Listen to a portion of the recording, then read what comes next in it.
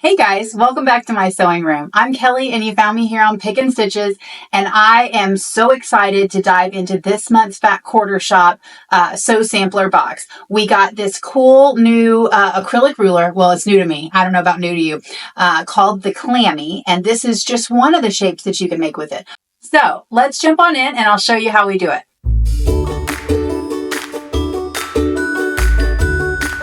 Okay guys, this is my first time using the clammy ruler this is the first time I've used this little clammy acrylic ruler. It's by Latifa, and I went to her website and looked at a lot of her videos just to kind of see what it was all about, make sure I kind of knew what I was doing before I jumped in, and I still made mistakes. So I'm going to share all those mistakes with you guys, so hopefully you won't have to pick any stitches as you're going. I did use the rotary cutter. This was one I already had. This is exactly the same as the one that came in the Sew Sampler box. I definitely recommend using the smaller blade for doing the cutting on this, and you'll see why in just a minute. But really, all in all, guys, this was a pretty easy pattern to follow, so don't be intimidated. Jump out of your wheelhouse and try something new.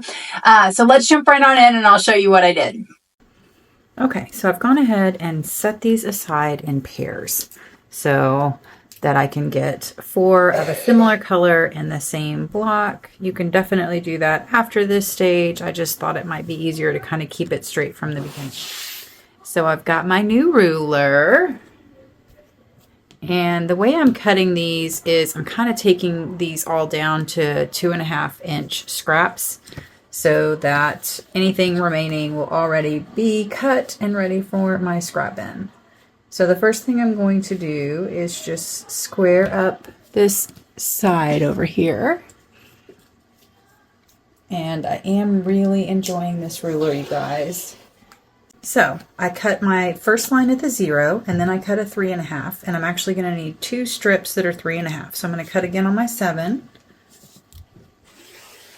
And then with what's remaining here, I'm just going to go ahead and cut those off at a 2.5-inch strip. So I can make that into a scrappy binding, or I can just throw it into my scrap bin. Okay, so I have my 3.5-inch strips.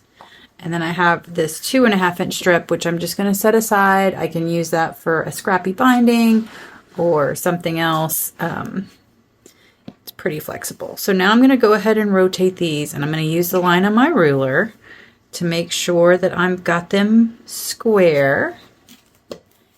And then I'm going to put my stripology back on the right way. And the first thing I'm going to do is get a line to cover on the bottom, and then I'm going to cut at the 0 again to make sure that it's square.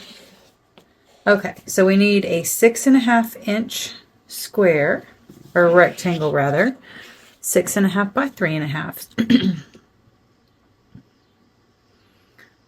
And then I'm going to cut these last 2 into another 2.5-inch section. So I'm going to have a couple of things for my string basket and a couple more that are ready to become 2.5-inch squares if that's what we decide to do with them.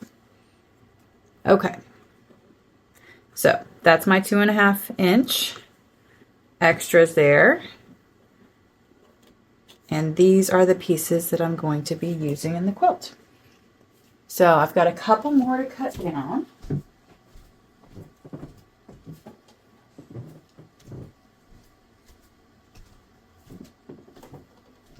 If you want to see that one more time. So I did these 4 at a time. Again, I kind of started off a little more conservative, and just I really feel pretty good about how this is all cutting with this stripology ruler. It's been a real joy. Okay.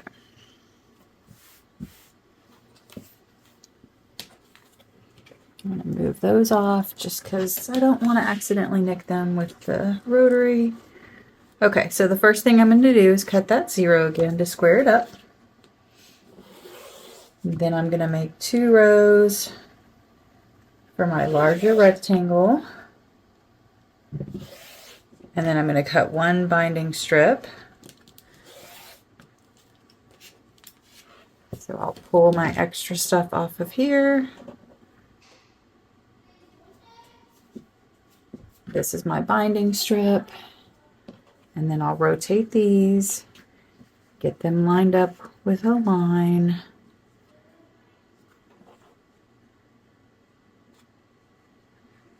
Okay.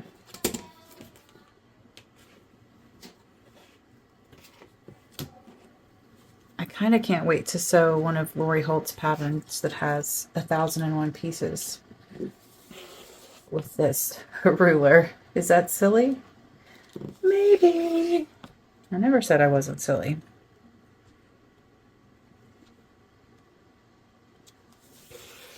Okay. So, string basket, scratch that. Then I've got 2.5 inch basket. And then these are the blocks that we're going to be using. So now we've got our little clam shell here. And I did cut these 4 at a time. The first couple, I definitely recommend that you kind of test the waters first to make sure that you feel comfortable cutting them. So you're going to line up with this where it says the 1/2 quarter circle. That's what we're lining up with. And our 2 outside edges. So it's just barely going to fit here.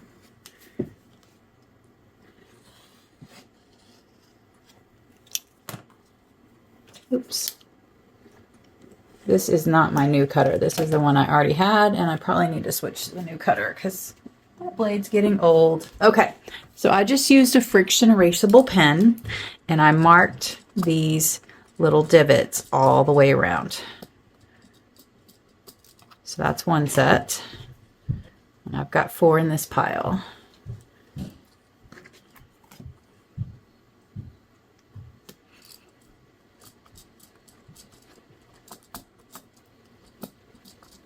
Now, sometimes with friction erasable pens, they don't erase so well on really dark fabrics. So don't go deep, and be careful if you're going to be upset if it doesn't erase. I kind of decided I'm okay with it. I just kind of want to get it done. So I'm using a friction erasable marker on these really dark ones. You can also press your seam, I forget what these are called, guides of some sort. You can press them in instead of drawing them in. So that's an option as well. You would just fold it in half, and you would want this to be on the other side. So you'd work from the back of the fabric, and you would just fold it in half, and then hit this seam here, and then fold it in half again. I'm clearly really good at that. These are tiny. I think that works better with the bigger clams. So you fold it in half again and then press it here. So on these darker ones, that may be what we end up doing because that's not really showing up all that well.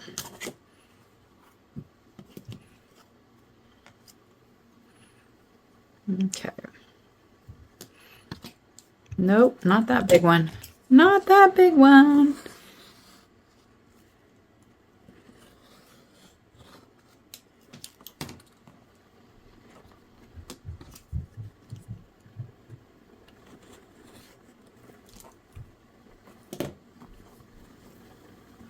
Okay, so we'll take this and mark them all, cut them all. We're going to need the whole batch for this quilt, which is kind of fun.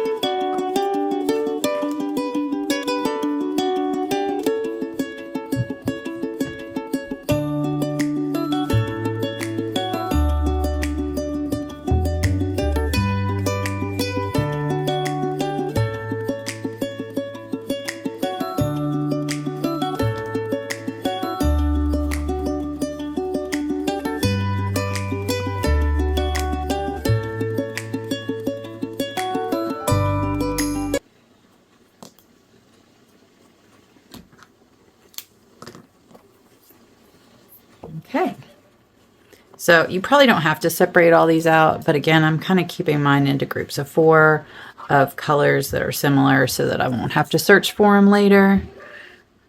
I really ought to just make my daughter do it, but trying to be kind, you know.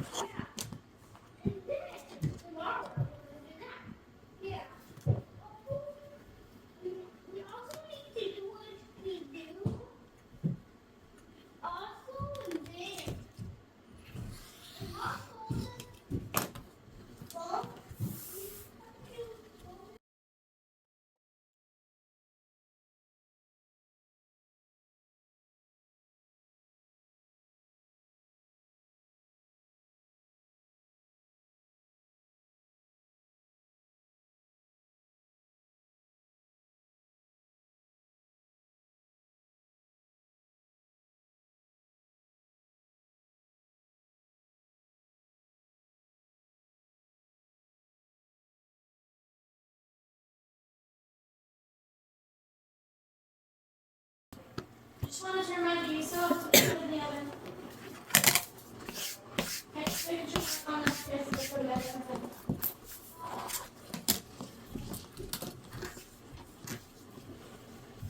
Okay, so now we're going to do our inner circles, or our outer circles rather. And we're just going to take our rectangle B and fold it in half. And then here on our ruler, it says fold. Now, don't get confused. We're not doing the fold here on the bottom because that's not actually a fold. So we're going to line up with the edge of the ruler and with the fold, and we are not going to cut this part off. We are only going to cut this inner part off.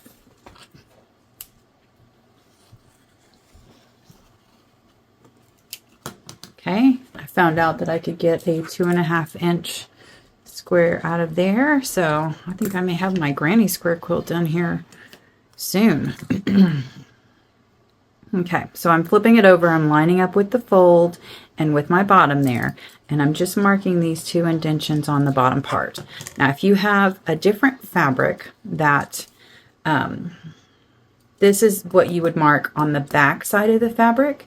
So if you've got something that has a front and a back, do be aware of that as you're cutting it out. So we're just going to cut 1 for each.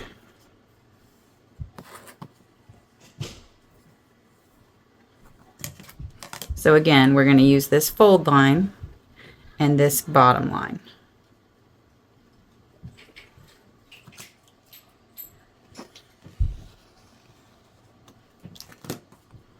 And then I'm going to mark that.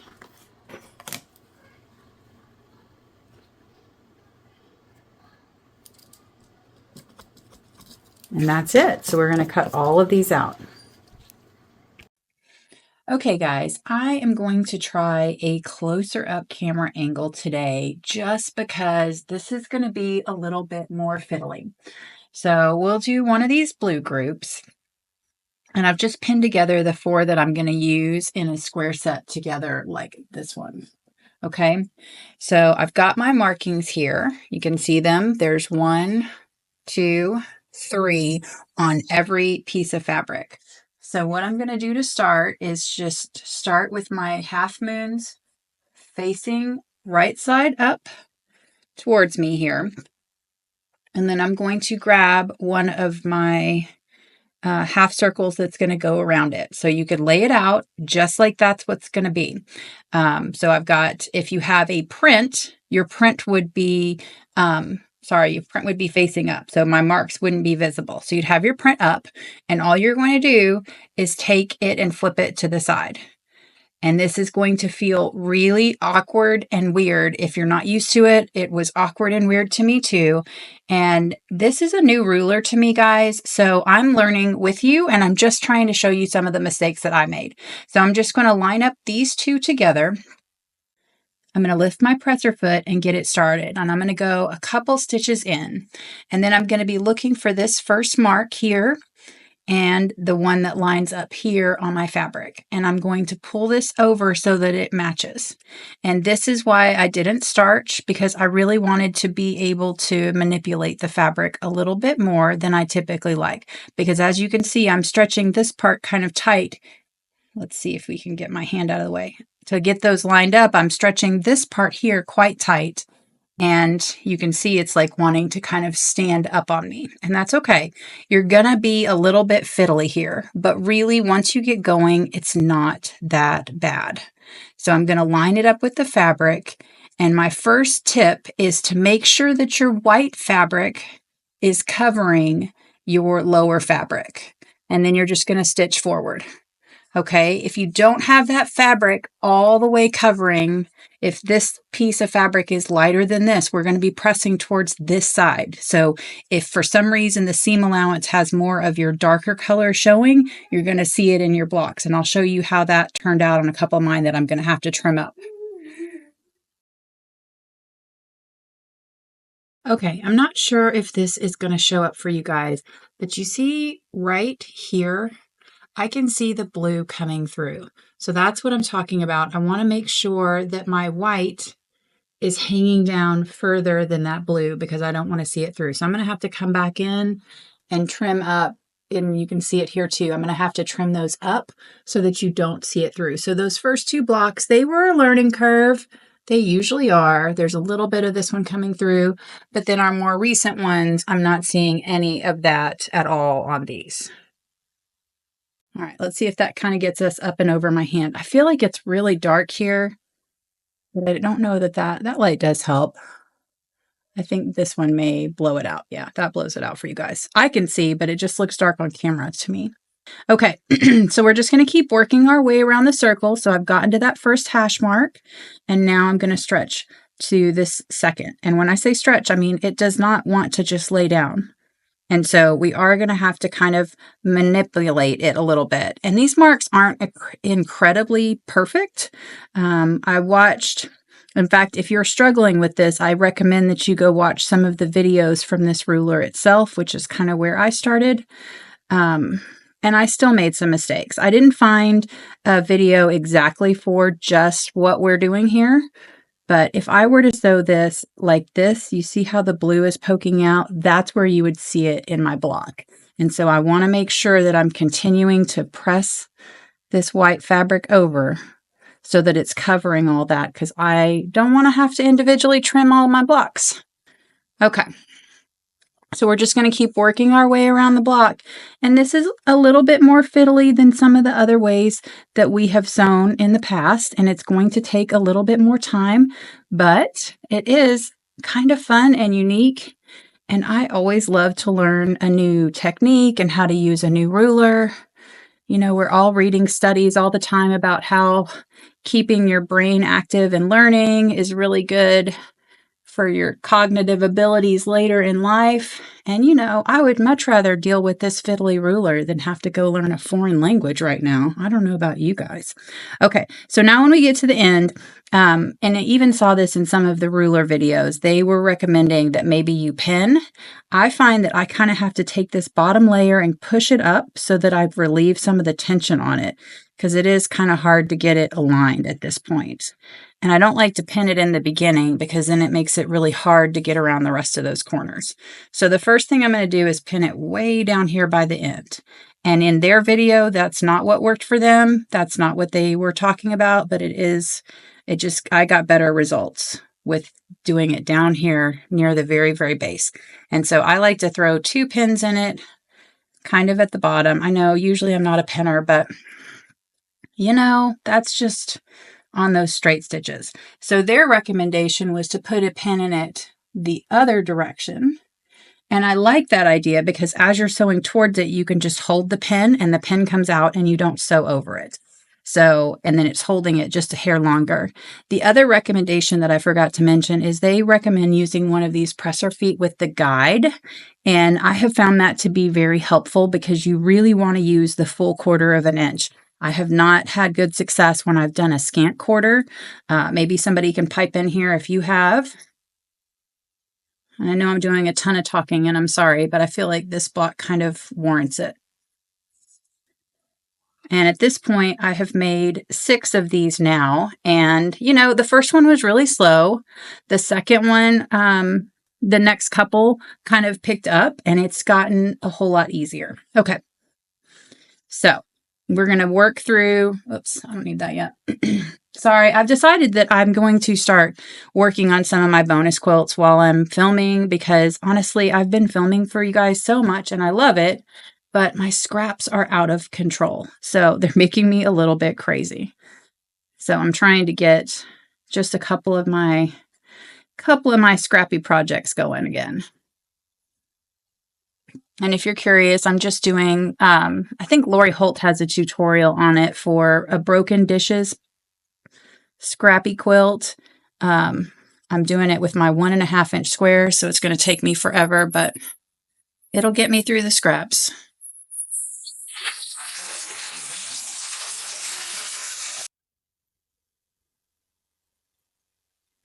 So we're just going to keep working our way around.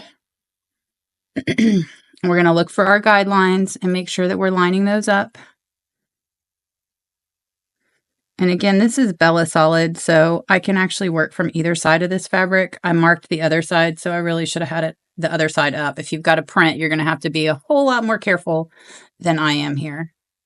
And I'm just working out of that Bella Solid that I use all the time, that I buy by the bolt. And honestly, I have pulled it out and cut so much off of it today already. I really like having that flexibility where everything just matches.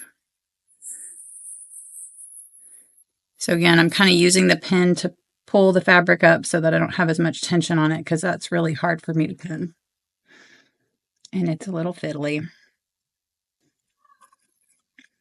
But the end result is cute, I think. And thankfully, it is not every block in the quilt. Okay. So then I'm just going to kind of keep manipulating it. I'm going to push my finger through the back to kind of get that to flatten out. And I'm going to put some tension on it to get it to lay down. The other thing you want to make sure is that you're not sewing in pleats. So if you see it starting to ripple like this in front of the needle, you just need to pull that extra slack to the back. And I think that's how I pulled some of the slack to the back too much and ended up with my blue showing through on that block that I showed you guys. So just be aware. I know it's 101 things to do, but I'm really glad that we got this. This is fun. And I'm halfway done. So again, I've got my semicircle, I've got my round. If this was a print, I wouldn't want to see the marks. And then I'm just going to flip it over and sit them right next to each other. And they do look like you're sewing the wrong things, but it's correct. All right. Get my two lines together.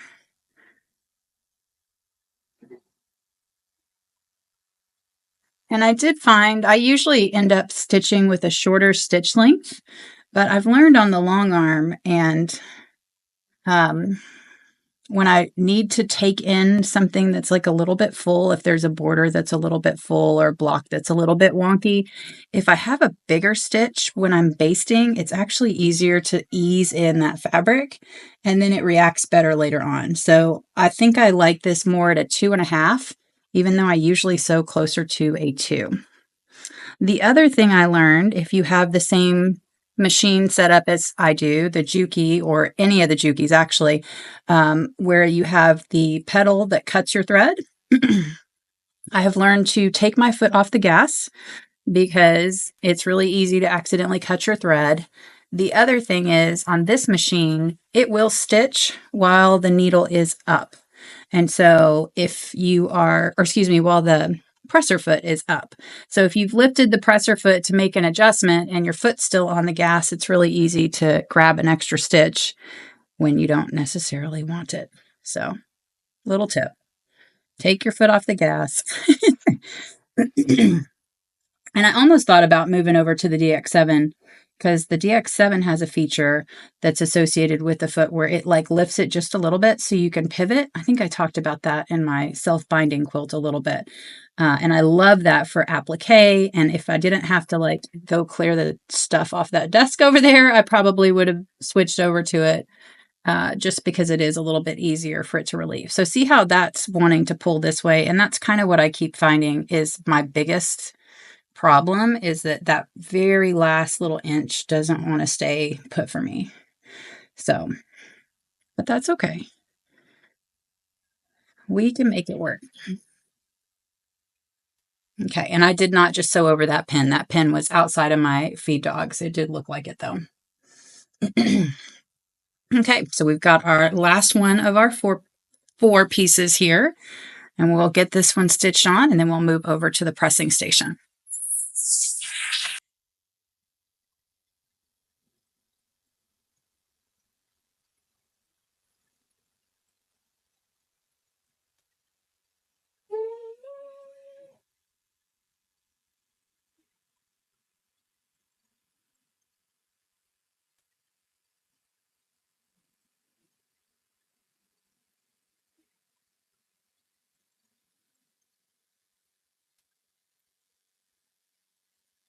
And I guess I've gotten a little bit more confident just in these couple of blocks. I really find that I only need to pay attention to this last one and make sure that I've got it in the right spot for the very last section, because I don't want to come up way too short. But if those two are lined up, I can usually make any adjustment I need to in this last couple inches. It is weird to be working with a non-starched project, like totally. And the next section, we're going to be adding some just plain old squares in it. But since I didn't starch any of this, and I actually didn't starch it at all, I thought about doing some Mary Ellen's Best Press, but I just didn't. And I'm liking the results on this, but it is weird to have like my entire project be unstarched. And I've got so many threads all over the place. It's making me crazy. But it was nice to have one less step to do to get ready. I still had to press everything before I started cutting. And I did use steam to do that. So hopefully I've kind of pre-shrunk it a little bit, but you know, it just is what it is. It's something new and different. Okay, so that is this block. And we'll go over to the pressing station and I'll show you some of my tips for pressing because I did learn a little bit over there too. Okay, so we're over to the pressing station and this whole thing is kind of weird and wonky. And I just have a couple quick tips for you guys. I'm using my other iron because I was using it to make binding the other day. And it's just what I happen to have water in. I wanted to use up the water before I put it away. Because whenever I'm making binding with this guy, I can't leave it sitting on my other Aliso. Won't turn off the up-down feature, so I have to keep my hand on it. Anyways, sorry. Okay, so I like to just kind of press around the inside a little bit to open up that seam. Then I just like to kind of slide that iron forward. And then I'm going to come to one corner and then press down towards this end. I found that I was kind of, for whatever reason, if I press out on all the areas, if I just press this straight out, these were getting really distorted on me. It's probably just me, but that was my experience. So I thought I would kind of pass that along. So press towards this corner and then I'm pulling it down straight. And that seemed to give me the best, squarest results. So I'm going to do that on all four. Oops, I got a thread. Okay.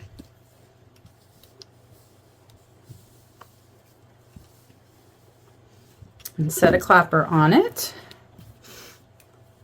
So again, that little inside kind of loop. And then I'm going to press straight out towards the corner. And then my clapper's in the way. And then I want to press it down. And sometimes if you did get a little pleat in it when you're ironing, you can kind of fix that a little bit. If it's a really severe one, then you probably want to pull that stitch out, but usually you can kind of get away with it.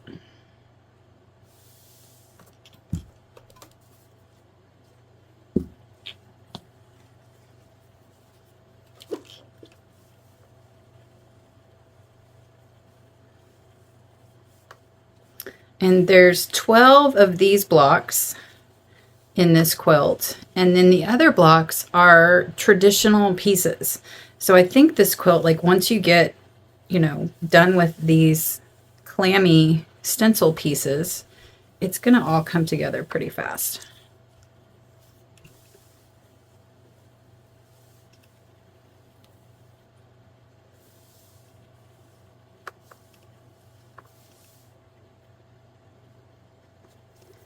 Okay. I wrinkled that one, didn't I? Sure did.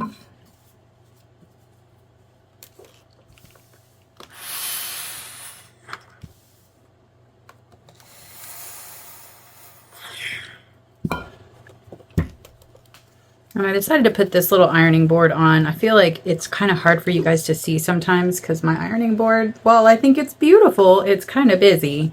And so I can tell what I'm doing, but I want to make sure you guys can tell.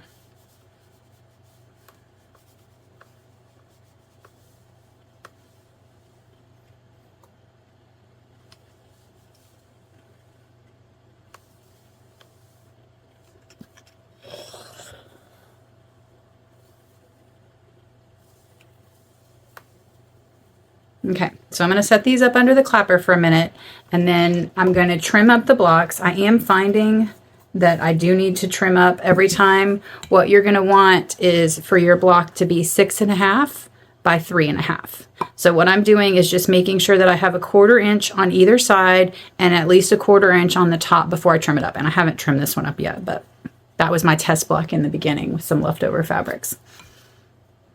Okay, so I'll trim that up and I'll meet you guys back at the sewing machine. Okay, so our block is all trimmed down. Now we're just going to get ready to lay it out. So we're going to go opposite sides, or you could do it really scrappy and not have your circles matching if you wanted to. But I thought it would be nice to have them in pairs. And then I'm going to get 4 pieces of E. That's going to go in all 4 corners. And 1 piece, I think it's C. Yeah, C.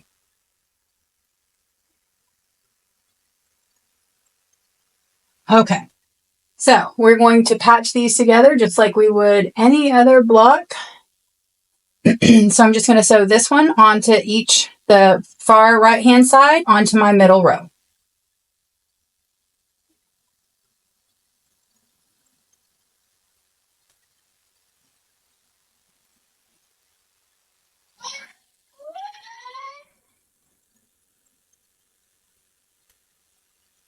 And I knew this was going to be a fun, huge quilt when I looked at the Fat Quarter Shop's website and they had the finishing kits. They're like $110. There's gotta be just a ton of fabric in there. Typically, I can't say always because I don't always order them, but typically they get everything that you need for the top. So all of your background fabrics, any of your borders, and then your binding.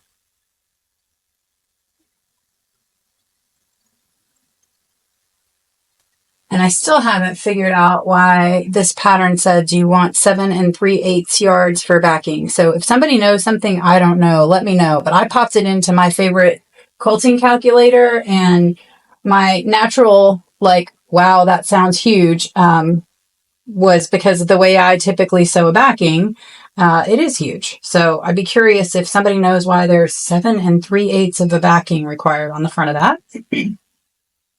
Just tell us all. Enlighten me. I'd love to hear. Okay, so I'm going to move this back to my design board and just flop it open.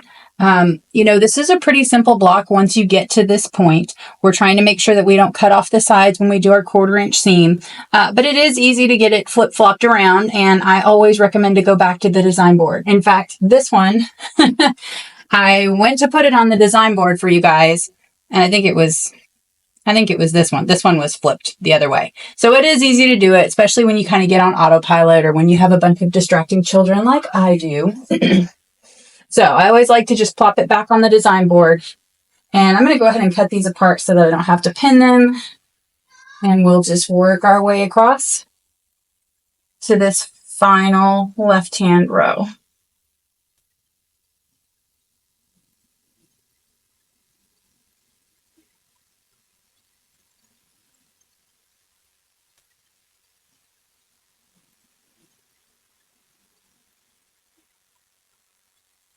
Keith?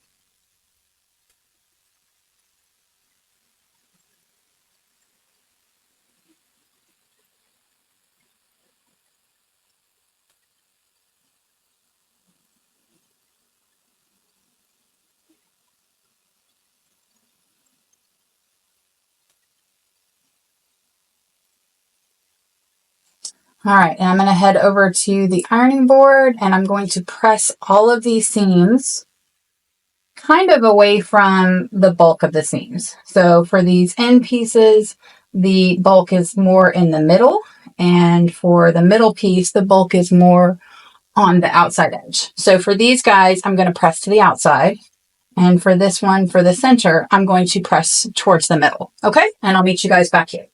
Okay, so we're just going to set our seams first.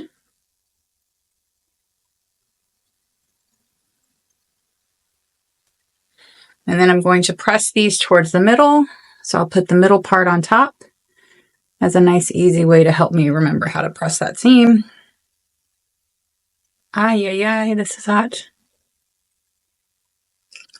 Okay,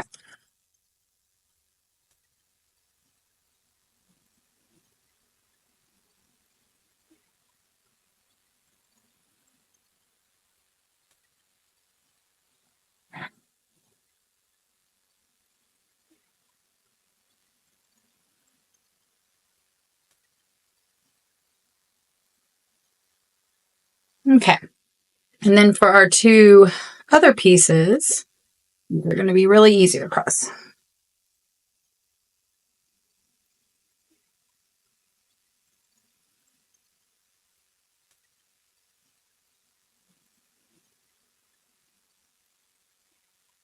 Well, I say that. I did learn how to iron yesterday, you know.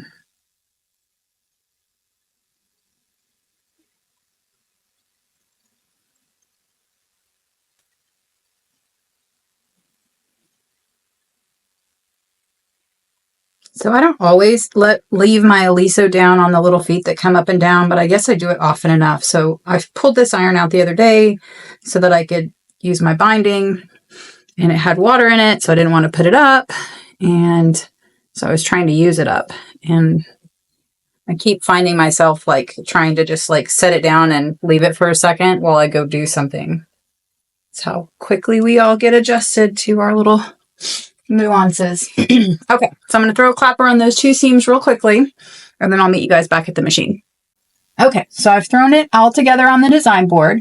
Because we pressed these opposite directions, they're just going to nest. So I'm going to throw 2 pins in it, 1 on each seam, and stitch away.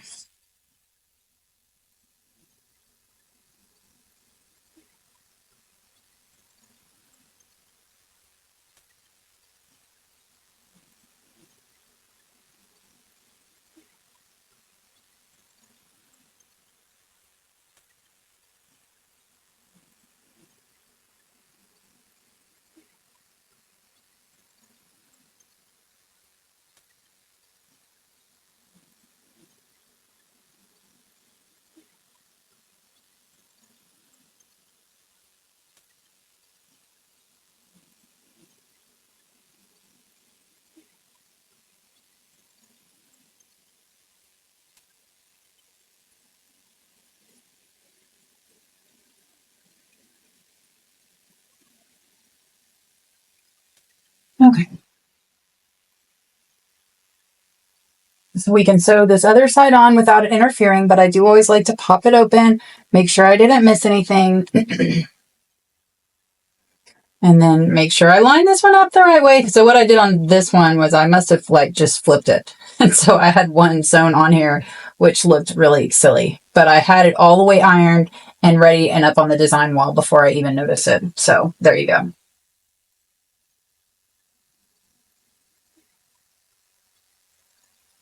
I hope this makes it a little bit more approachable to you guys. It's really quite forgiving because this isn't stretched or isn't starched fabric. So it does have a little bit more give to it. So I'm nesting those 2 seams. You know, if you had some where they didn't quite align, especially since it's not starched, you can put a little bit of pressure down as it's feeding to get it to take up any slack that you've got. It's really not a scary quilt, guys.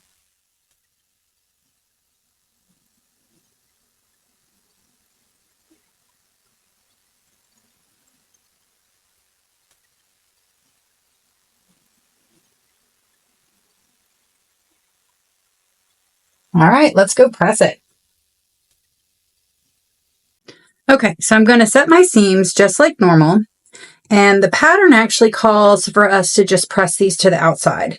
When I did that on my first block, I felt like it was too bulky, and maybe yours will be fine. But what I found was I just thought that this seam right here, where all those points were coming together, was just too much.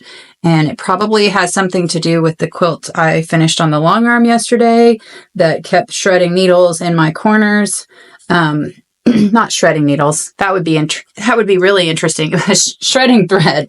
And I was using a Glide 60, so it was a lighter weight thread. I really wanted the quilting to kind of disappear and just leave me with the texture. And it turned out beautiful, guys. But I did keep, like, every time I would hit one of these corners on the other quilt, it just would, you could hear it thunk, thunk. And I had to look because half the time my thread was starting to shred. So I just decided I was going to press these last 2 seams open, even though the rest of the quilt is not pressed that way, or the rest of the block. It did seem to help a lot on the ones that I've already completed. So totally 100% up to you.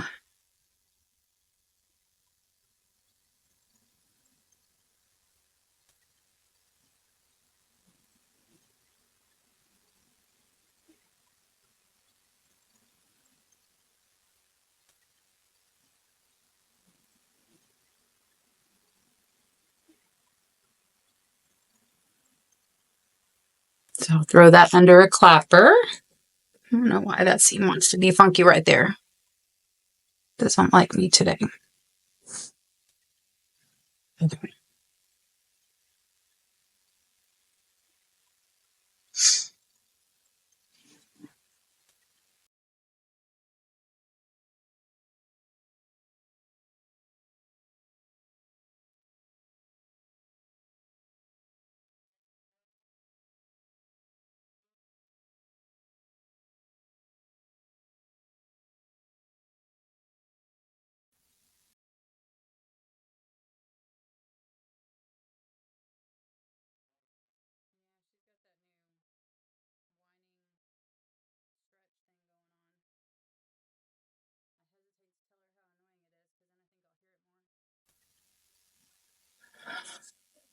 Okay, guys, I'm going to let that sit under the clapper for a minute, and then we'll get them up on the design wall. Okay, guys, that's a wrap. We just completed yet another of these blocks. I hope some of my tips and tricks have helped. I know that sometimes when you try something new, you kind of have to make the mistakes to really be aware of how your sewing technique might be different. But hopefully I've saved you a couple of barbles there. If you enjoy watching any of my unboxing videos or tutorials, it would help me out a ton if you would like and subscribe to the channel. I hope you've enjoyed this quilt as much as I am. Again, this is just the first block. I always kind of like to tackle like one of the more intricate blocks first, because once this is done, then it's all just going to be downhill. So this is something I've been working on. I got my sew sampler in yesterday. Last night I cut a couple of the rounded shapes, but I didn't really start sewing anything until this morning, and I couldn't be more pleased with the progress that I've made on this guy today. I hope this helps you not be intimidated by it. It's a little bit slower than some of the other piecing methods that we've done, but again, I always love to learn new things and try new things, and if you don't love it, then you don't have to make the next one. And you know, really, you don't even have to make this one. Fat Quarter Shop put an extra pattern in with each of our boxes, so no matter what, you always have kind of a more traditionally pieced block option. But I encourage you to step outside of your box. I hope you have as much fun with this as I did. And until then, I will see you guys next time.